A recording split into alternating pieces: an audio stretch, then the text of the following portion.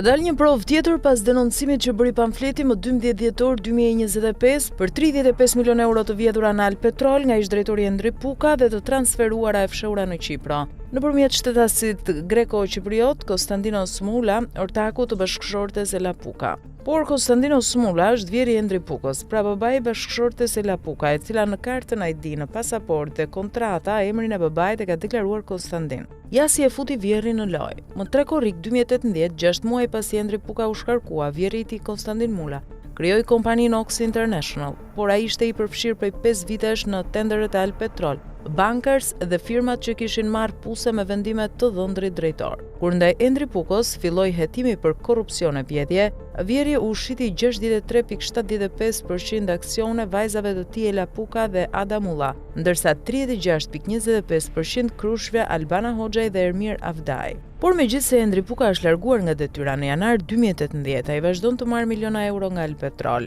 nëpërmjet kompanisë Oxy International të vjerrit, gruas dhe kunatës. Një prej tenderëve të Alpetrol është ai datës 11 prill 2025 me objekt furnizimi dhe instalimi i pompave në vend burimin Gorisht Vlorë dhe punime përgatitore të puseve me vlerë kontrate 2 miliard lekë, dhënë me 99.5% të fondit limit dhe pagar. Këtë tender, drejtori aktual i Alpetrol, Eltar Deda, aktualisht në hetim nga SPAK, ja dha kompanisë Oxy International të Endri Pukës, kompanisë Viptis të Idajet Ismailit, që ka kullën të stadiumi Arena Kombëtare, dhe kompanisë Superstar WB të Bardhi Melit, ish zëvendës drejtori i Agjencisë së Burimeve Natyrore dhe 4 herë kandidati i LSI-s për deputet në Fier. Ndërtimi dhe shitja e resortit në Vlorë, ndërtuar me milionat e vjedhura në Alpetrol. Shtetasit grek Konstantinos Smula, alias Konstantin Mula, vjeri i Endri Pukës, ka luajtur rolin kryesor në fshehjen dhe pastrimin e miliona eurove që Endri Puka vodhi nga tenderet dhe përfitoi nga pazaret me bankers e kompani të tjera pusesh nafte, kur ishte drejtori i Alpetrol. Më 9 korrik 2018, 6 muaj pasi Endri Puka u shkarkua nga detyra, vjeri i tij grek krijoi kompaninë tjetër, AT Oricum, me kapital 100.000 lekë dhe ndërtoi resortin Azar Luxury Hotel te u i ftohtë në Vlorë me vlerë investimi afro 25 milion euro të padeklaruara. Pas përfundimit të ndërtimit dhe fillimit të aktivitetit të resortit, agjencitë antimafia informuan organet e drejtësisë se ndërtimi i resortit në emër të shtetasit grek Konstantin Mula po financohej nga Endri Puka me milionat që kishte vjedhur kur ishte drejtori i Alpetrol. Kjo u vërtetua më 28 gusht 2025, resortin 25 milion euro, Konstantin Mula ja shiti për 1.000 euro vajzës Ela Puka, bashkëshorte e Endri Pukës dhe familjarit të tyre Eraldo Mentor Sheko. Është absurd mos veprimi i SPAK-ut për të çuar para drejtësisë, ish drejtorin hajdut të Alpetrol Endri Puka, që milionat e vjedhura po i pastron me investime, nëpërmjet 9 kompanive hije të regjistruara në emër të tij, gruas, vjerrit, kunatës dhe ortakëve fiktiv. Vazhdojnë vendime trondice të ministres së shëndetësisë Evis Sala në lidhje me nevojat jetike dhe vështirësitë financiare të pacientëve që trajtohen në Spitalin Onkologjik të Tiranës. Sipas informacionit të siguruar nga pamfleti, nga burime e brenda Ministrisë së Shëndetësisë, ministrja Evis Sala dhe drejtori i Fondit të Sigurimit të Detyrueshëm të Kujdesit Shëndetësor, Arti Papajani, kanë shkuar deri aty sa të miratojnë një skemë ku pacientët me kancer duhet të paguajnë vetë një pjesë të ilaçeve, solidaritet financiar sipas ministres. Ministrja Evis Sala e ka quajtur këtë vendim nismë për solidaritet financiar me spitalin, duke propozuar që pacientët e onkologjikut paguajnë 30% të vlerës së medikamenteve që mungojnë në farmacinë spitalore. Në praktik, kjo do të thotë se shteti, i cili ka detyrim ligjor të ofrojë trajtim dhe ilaçe falas për sëmundjet onkologjike, po ua kalon barën financiare pacientëve dhe familjeve të tyre. Kjo skemë propozohet në të njëjtën kohë kur ministrja ka deklaruar publikisht se janë shtuar 2 miliard lekë për furnizimin me ilaçe në spitalin onkologjik. Megjithatë, ilaçet vazhdojnë të mungojnë, ndërsa pacientët detyrohen t'i blejnë në farmacitë private pranë qendrës spitalore Nën Tereza. Sipas dokumenteve dhe informacionit të siguruar, skema e bashkëfinancimit 30% përfshin një sër medikamentesh jetike për trajtimin e kancerit, mes tyre Cetuximab, Irinotekani, Irino, Carboplatin, Herceptin, Goserelin, TDM1, Brakiterapia, Fesgo 1200-600, Fesgo 600-600, Axitinib, Imunoterapi, Actinomycin D, si dhe medikamente të tjera të specializuara. Të bërna rezultojnë të jenë të prokuruara nga Ministria përmes tenderve, por mungojnë në farmacinë e spitalit dhe gjenden vetëm në tregun privat, ku çmimet janë të papërballueshme për shumicën e pacientëve. Sipas situatës aktuale, për rreth 70 pacientë që trajtohen çdo ditë në onkologjik, ka vetëm 17 shtretër funksional.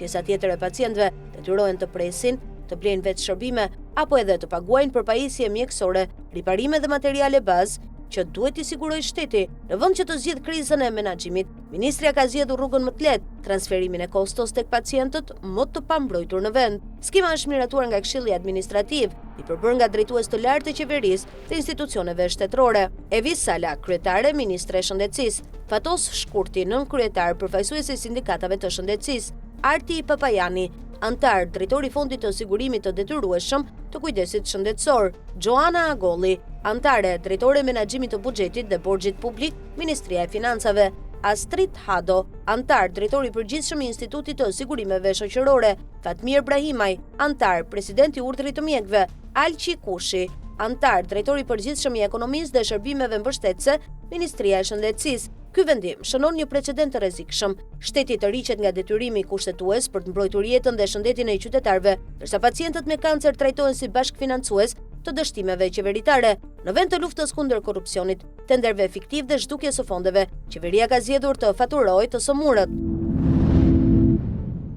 Mbetet mister mënyra se si Piro Vëngu në vitin 2013 në moshën 27 vjeçare kaloi nga emigranti thirrur për të kryer shërbimin e detyrueshëm ushtarak në Greqi si shtetas grek në drejtor kabineti i ministrit të punëve të jashtme të Shqipërisë. Ky emrim shënoi fillimin e një karriere të pazakontë dhe të përshpejtuar në kupolën e shtetit. Nga viti 2013 deri në vitin 2017 Vëngu drejtoi kabinetin e ministrisë së jashtme. Më pas, në periudhën 2018-2024, ai u emërua drejtori i departamentit të antikorrupsionit në kryeministri, drejtori i autoritetit portual të Durrësit, antar bordi në kadastër dhe kryetar bordi në kompaninë e kullave Alabar. Në korrik 2024, Edi Rama emëroi ministër të mbrojtjes dhe më pas edhe deputet. Kryeministri Edi Rama ka qenë faktori vetëm politik që ka shtyr këtë karrierë me shpejtësi të pazakontë. Ai e ka ngjitur Piro Vëngu në majën e shtetit duke i besuar drejtimin e Ministrisë së Mbrojtjes, dikasterit përgjegjës për sigurinë kombëtare dhe territoriale të Shqipërisë. Për këtë emrim, Rama ka shpërfillur një fakt thelbësor. Piro Thoma Vëngu deri në vitin 2013 ishte thirrur për të kryer shërbimin ushtarak si shtetas grek. Para se të betojë mbi kushtetutën e Shqipërisë për besnikëri ndaj shtetit shqiptar, ai ishte betuar mbi kushtetutën e Greqisë për besnikëri të përjetshme ndaj mbrojtjes së Greqisë. Ky fakt përbën konflikt të hapur me parimet kushtetuese që lidhen me drejtimin e sektorit të sigurisë. Ndërkohë, Edi Rama ka ndërtuar një karrierë paralele edhe për bashkëshorten e tij. Në janar 2021, Eda Vëngu u emërua drejtori i departamentit të sigurisë Alp Control. Më pas ai u vendos këshilltare politike në Ministrinë e Infrastrukturës dhe Energjisë, funksion që vazhdon ta mbajë edhe sot. Me vendim numër 426 datë 26 qershor 2024 të firmosur nga kryeministri Edi Rama, Eda Vëngu u emërua edhe antare e Këshillit Drejtues të Autoritetit Aviacionit Civil me funksion zëvendës kryetare. Kështu, familja Vëngu ka përqendruar në duart e saj role kyçe në sektor strategjik të sigurisë ajrore,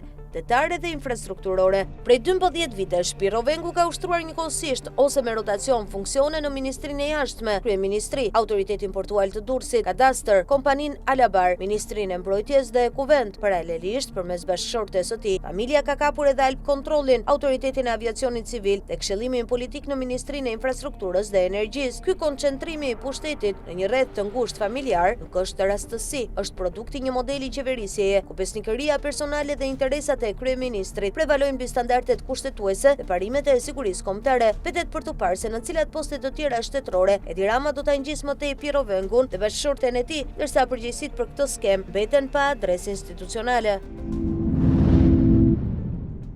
Më 12 nëntor, drejtori i përgjithshëm i policisë së shtetit Ilir Proda shpalli hapjen e garës për postet e drejtorëve të policisë në 3 qarqe, Shkodër, Gjirokastër dhe Korçë. Në këtë proces aplikuan 5 kandidat, mes tyre dhe Uljan Shpataraku, i kandiduar për drejtor të policisë së qarkut Korçë, që në atë moment burime brenda policisë sinjalizuan se gara ishte formale dhe se emri i Shpatarakut ishte i paracaktuar për Korçën. Më 4 dhjetor 2025, pamfleti denoncoi publikisht skenarin e ndërtuar nga Ilir Proda për të emëruar mikun e tij Uljan Shpataraku Shpataraku në krye të policisë së Korçës, një qark kufitar strategjik dhe me risk të lartë për trafikun e drogës, kontrabandën dhe kriminalitetin ndërkufitar. Denoncimi paralajmëronte se synimi i prodhës ishte blindimi i strukturave drejtuese të policisë me persona të besuar të klanit të tij, duke i zhndërruar drejtoritë e qarqeve në deg operative të një rrjeti mafioz. Ngjarjet që pasuan vërtetuan plotësisht këtë denoncim. Ilir Proda e përfshi Ulian Shpataraku në garë, i shoqëruar me një CV të shkëlqyer, ku paraqitej si kampion i luftës kundër krimit në Elbasan, ndërkohë që faktet flasin për të kundërtën. Shpataraku ka qenë dhe mbetet një figurë e lidhur me bandat kriminale, një ushtar i tyre brenda policisë së shtetit. Pas publikimit të denoncimit nga pamfleti, çështja mori përmasa ndërkombëtare. Sipas burimeve të sigurta, Europoli ka dërguar një ultimatum të qartë drejtorit të përgjithshëm të policisë Ilir Proda, duke i kërkuar që të mos emërojë Ulian Shpataraku drejtor policie në Korçë për shkak të rekordeve kriminale dhe rrezikut serioz që një emrim i tillë do të përbënte për sigurinë kombëtare. Përballë këtij presioni, Proda u detyrua të tërhiqet. Ai urdhëroi komisionin e vlerësimit që të skualifikonte Shpatarakun, duke i dhënë më pak pikë se kandidatët e tjerë, 3 prej të cilëve pritet të emërohen drejtor policie në Shkodër, Gjirokastër dhe Korçë. Por historia e përpjekjeve të Prodës për ta emëruar Shpatarakun në Korçë është shumë e gjatë. Ky personazh ishte piketuar për këtë postë që në momentin kur Ilir Proda u emërua drejtori i përgjithshëm i policisë. Më 3 tetor 2024, Proda e promovoi Shpatarakun me komandim si drejtor policie në Elbasan, ndërsa në maj 2025 i dha gradën drejtues në shkelje flagrante të ligjit për kriteret e aftësisë, vjetërsisë, karrierës dhe pastërtisë së figurës. Më 13 korrik 2025, Ilir Proda emëroi zyrtarisht Ulian Shpatarakun drejtor të policisë së Korçës në vend të Erion Ahmetit, por vendimi u anulua brenda ditës pas një shpjegim publik. Më pas, më 1 nëntor 2025, duke shfrytzuar një rast pengmarrjeje në Devoll, Proda shkarkoi drejtorin e Korçës Erion Ahmeti për të krijuar një vend vakant dhe për t'i hapur rrugën e emërimit të mikut të tij. Edhe kjo skem dështoi fal denoncimit të pamfleti dhe reagimit të Europol. Dosja penale e Ulian Shpatarakut është e rëndë dhe e dokumentuar. Ai u pezullua nga detyra më 31 janar 2023, kur mbante postin e shefit të antitrafiqeve në drejtorinë e policisë Elbasan, pikërisht në kohën kur Ilir Proda ishte drejtori i policisë së Qarkut. Shkaku bën ngjarja e 14 shtatorit 2022, kur Shpataraku kapi në Elbasan një person shumë të kërkuar për trafik droge, e Filia, por e fsheu arrestimin dhe e la të lirë. Për këtë rast, Agjencia e Mbikëqyrjes Policore dhe Prokuroria e pezulluan dhe hetuan penalisht, vendim që u la në fuqi nga gjykata e Elbasanit dhe më pas nga gjykata e lartë. Pavarësisht kësaj, Ilir Proda e riktheu Shpataraku në drejtorinë e përgjithshme të policisë, duke mbrojtur politikisht dhe institucionalisht. Deklarata e kreut të SPAK Altin Tumani e përditën e premte në Universitetin e Durrësit se në radhët e policisë ka drejtues të lidhur me grupet kriminale dhe në shërbim të tyre, e vendos këtë çështje në një kontekst edhe më alarmant. Faktet tregojnë se një prej hallkave kryesore të këtij zinxhiri është vetë drejtori i përgjithshëm i policisë Ilir Proda, së bashku me mikun e tij Ulian Shpataraku dhe figura të tjera të ngjashme që vijojnë të qarkullojnë në kupolën e policisë së shtetit.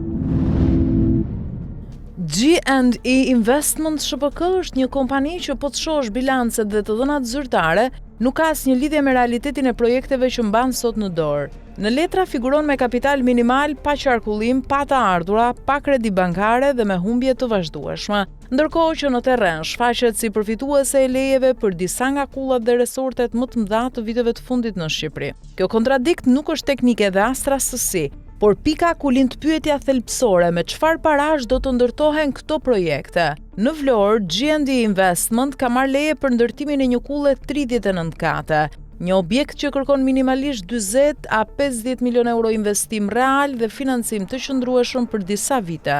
Një kompani me bilanc negativ dhe pa likuiditet nuk mund ta përballojë një projekt të tillë as teorikisht. Në Tiranë, kompania shfaqet si përfituese e lejes për One Boulevard Tower, një nga ndërhyrjet më të mëdha urbane në kryeqytet me një kosto të vlerësuar 60 deri 80 milion euro. Një projekt i këtij niveli zakonisht realizohet nga grupe ndërtimi me akses bankar dhe investitor të mëdhenj, element që nuk shfaqen askund tek G&E Investment. Në Palas, G&E Investment lidhet me projektin luksoz Horizons Terraces, ku apartamente ofrohen me çmime deri në 1.7 milion euro për njësi, duke kërkuar një investim minimal prej rreth 15 milion eurosh. Edhe këtu burimi i financimit nuk rezultoni deklaruar. Në Borsh, kompania figuron te projekti Terra Rossa, një zhvillim turistik rezidencial me vlerë të paktën 10 deri 15 milion euro, duke e çuar totalin e projekteve të lidhura me G&E Investment në mbi 120 milion euro investim të nevojshëm. Ndërkohë që në bilancet e saj nuk shfaqet asnjë euro që ta justifikojë këtë kapacitet. Në këtë pikë hetimi nuk mund të ndalet vetëm te bilancet dhe lejet e ndërtimit, por duhet të shkojë te njerëzit që e njohin sistemin nga brenda.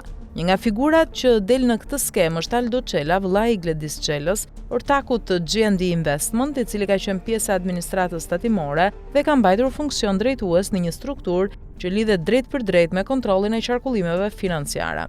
Sipas informacioneve dhe denoncimeve të shumta të mbërritura në redaksinë e pamfletit, Aldo Çela përmendet si i përfshirë në praktika korruptive gjatë kohës që ka ushtruar detyrën në tatime, duke ndërhyrë në procese kontrolli dhe duke favorizuar subjekte të caktuara në raport me verifikimin e qarkullimeve të tyre financiare.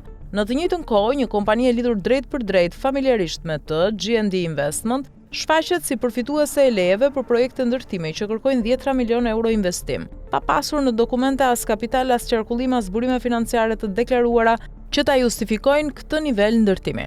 Në këtë kontekst, pyetja është konkrete, apo ndërtohen kullat e GND Investment me parat korrupsionit në administratën tatimore, apo po shërbejnë si kanal për qarkullime financiare që tatimet nuk i kanë evidentuar kurrë? Në vijim, aktiviteti financiar i Aldo Çelës në Maltëzi, roli i tij si distributori kafes Mon Cafe, përfshirja në kompaninë Indrit SHPK, aktiviteti tregtar në Ulqin. Kryetari i Komisionit Qendror të Zgjedhjeve Ilirian Celibashi ka mashtruar publikisht kur deklaroi se kompania DHL International Albania nuk do të paguajë pa u hetuar zbatimi i kontratës për shpërndarjen dhe kthimin e zarfave me votat e diasporës. Kjo deklaratë u bë pas denoncimeve dhe provave filmike që vërtetonin se kompania nuk e kishte përmbushur kontratën, duke dështuar në dërgimin e rreth 40% të zarfeve dhe në kthimin e një pjesë të konsiderueshme të tyre në Shqipëri. Në kundërshtim të plot me atë që deklaroi publikisht, Celibashi nuk ka kryer asnjë hetim administrativ dhe ka vijuar pagesat ndaj DHL International Albania, sikur kontrata të ishte zbatuar plotësisht dhe sipas destinacioneve të parashikuara. Dokumentet e thesarit të shtetit faktojnë se pagesat janë kryer rregullisht me objekt shërbim postar për materialet zgjedhore jashtë Shqipërisë për zgjedhjet e 11 majit 2025. Pagesat e kryera nga KQZ për DHL-n më 29 shtator 2025, Celibashi ka dërguar në thesar faturën me vlerë 557 milion lek, pagesa u krye më 30 shtator. Më 9 tetor 2025 u dërgua fatura 124 milion lek, pagesa u krye më 13 tetor. Më 14 tetor 2025 u dërgua fatura 550 milion lek, pagesa u krye më 16 tetor. Më 15 tetor 2025 u dërgua fatura 309 milion lek, pagesa u krye më 16 tetor. Më 16 tetor 2025 u dërgua fatura 345 milion lek, pagesa u krye më 17 tetor. Më 28 tetor 2025 u dërgua fatura 4.87 miliard lek, pagesa u krye më 29 tetor. Deri në këtë moment pagesat e kryera arrin në 7.5 milion euro me TVSH. Sipas informacionit që disponon pamfleti, Celibashi ka dërguar në thesar edhe 5 fatura të tjera me vlerë totale 3 miliard lek me TVSH, të cilat finalizojnë pagesën e plot të kontratës. Kontrata u zbatua pjesërisht, pagesa u bë e plot. Shërbimi i dërgimit dhe kthimit të zarfeve të votës së diasporës është zbatuar vetëm në masën 60%. Sipas ligjit dhe praktikës së prokurimeve publike, KQZ duhet paguante vetëm për këtë volum shërbimi të realizuar. Në vend të kësaj, Ilirian Celibashi ka autorizuar pagesën 100% të kontratës, duke ngritur dyshime serioze për përfshirje në aferë korrupsioni me pronarin e DHL International Albania Qiriako Koçollari. Bazuar në numrin real të zarfeve të dërguara dhe tarifën për transport ajror, kosto reale e shërbimit ishte rreth 6.5 milion euro. Megjithatë, Celibashi e caktoi vlerën e kontratës në 11 milion euro me TVSH, pra 4.5 milion euro më tepër, duke ia dhënë kompanisë tenderin pa garë ofertash. 4 muaj më parë, pamfleti paralajmëroi skemën e ndjekur nga Celibashi me hetim të simuluar dhe pagesa të planifikuara për të kryer në masë të plot brenda vitit 2025. Dokumentet e thesarit tregojnë se paralajmërimi ishte i saktë. Ky rast ngre pikpyetje të rënda për integritetin e procesit zgjedhor, për përgjegjësinë penale të drejtuesit të KQZ-s dhe për mënyrën se si fondet publike janë përdorur nën petkun e votës së diasporës.